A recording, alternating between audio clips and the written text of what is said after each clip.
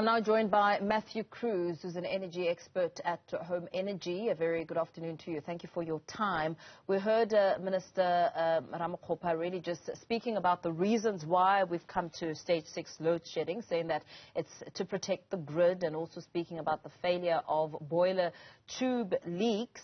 What have you made of the explanation? Hello, and thank you for having me on the show, and hello to your viewers.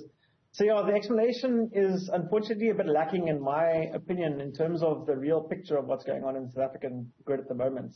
It's given the direct cause of like these units have gone offline because of boiler tube leaks, but in terms of explaining why they've gone offline, to give a bit more information, boiler tube leaks happen over a length of time by firing a unit for a long time without taking it offline to do maintenance.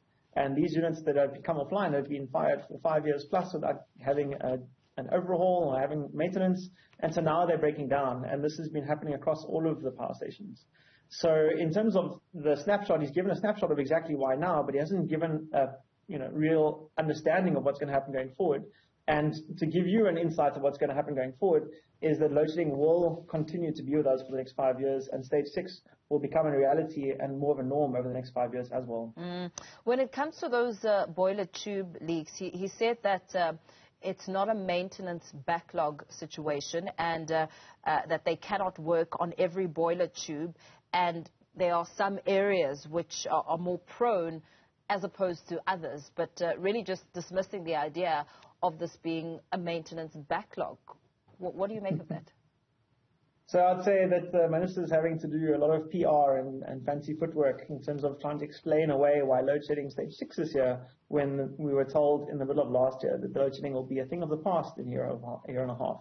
And basically, I do know that these units that are failing now have been undergoing a maintenance philosophy which is almost run to failure.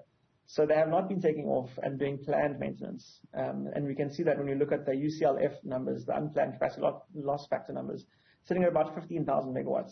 And your planned capacity loss factor sitting at about 5,000, 4,000 megawatts, depending.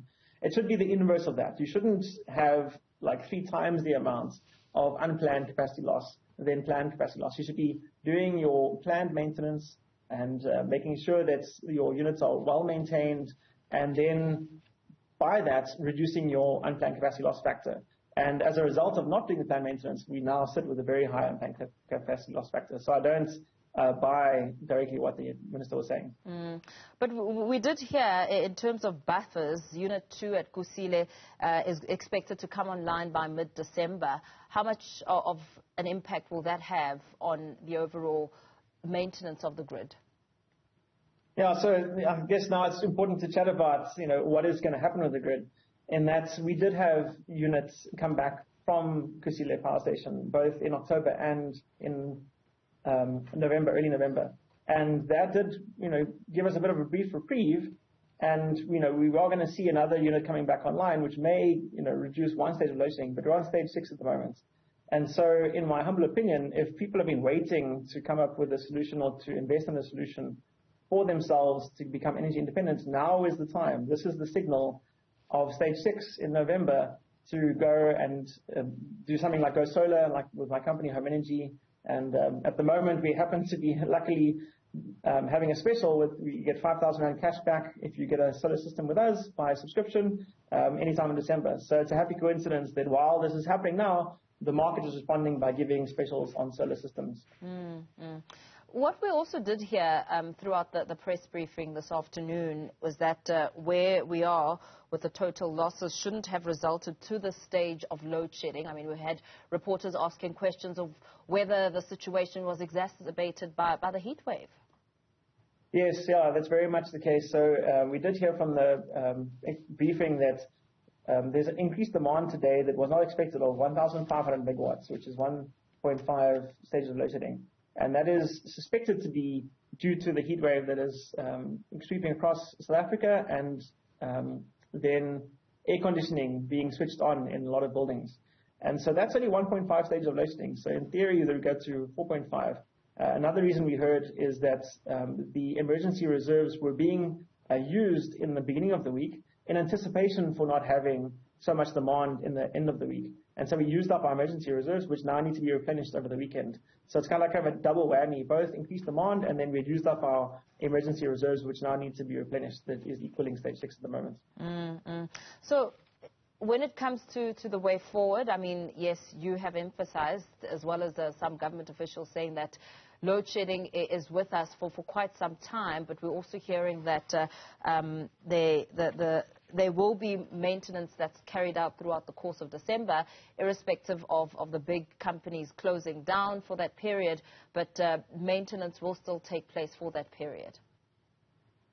Yes, so December is usually when demand drops as industry closed down and people kind of close down the shop from the middle of December onwards until the end of the festive season. Kind of in mid-Jan, they start picking up again with industry and demand start picking up again. So usually we have a decreased demand and a bit of a window in which to do some maintenance. Unfortunately, this December, what I see happening is as we are getting to the point where these units that have been running for a long time reach the point where they just fail or they just have to be taken off because of reaching a point of, if they don't get taken off now, they'll blow up kind of thing. We're going to have, as demand decreases, our supply decreasing even more. So I wouldn't be surprised if we do say stage 6 once again in December this year, as we saw last year. And so once again, as I say, if you want to have a smooth, frictionless festive season, then we highly recommend getting solar system for your house to make sure that you can entertain during this time. Absolutely. Thank you so much for weighing in on this discussion, Matthew.